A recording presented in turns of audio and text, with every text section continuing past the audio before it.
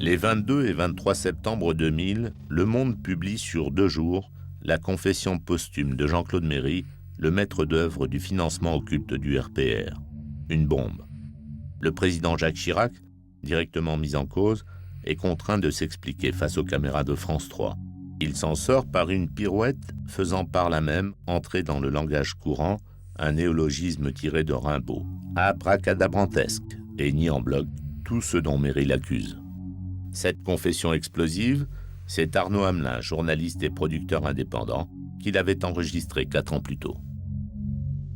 L'affaire Méry, c'est un coup de téléphone que je reçois à Sunset un soir tard pour passer au cabinet d'un avocat, lequel avocat me dit qu'il a probablement un personnage qui pourrait m'intéresser et qui se trouve dans ses bureaux. Et c'est vrai que je n'en demande pas beaucoup plus. C'est un avocat que je connais depuis longtemps. Je me dis, s'il me dérange comme ça, tard, c'est que ça peut être une bonne histoire. Je débarque à son cabinet et je vais me retrouver devant un très grand type, très costaud, qui s'appelle Jean-Claude Méry. Jean-Claude Méry est un homme en colère.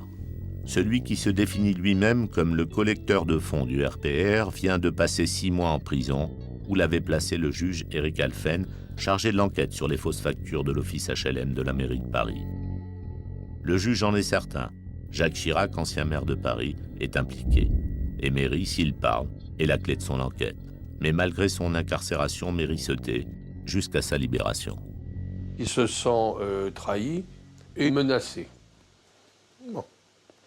Et donc il me dit, ça m'intéresserait bien de raconter voilà, toute mon activité à la mairie de Paris.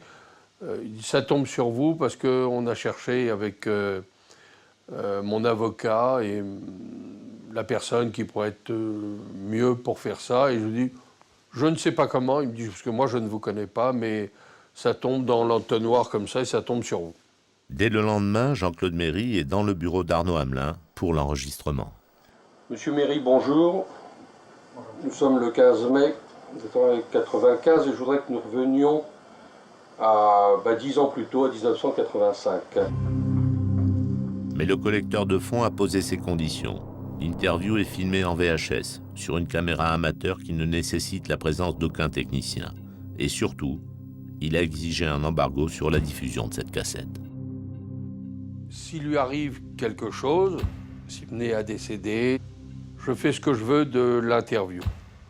Notre métier, c'est pas ça. Mais bon, c'est quand même le deal qui a été fait. Et je suis beaucoup plus furieux à la fin de l'interview que je l'ai été au début quand j'ai accepté le deal. Tout simplement parce que l'interview, elle est fracassante.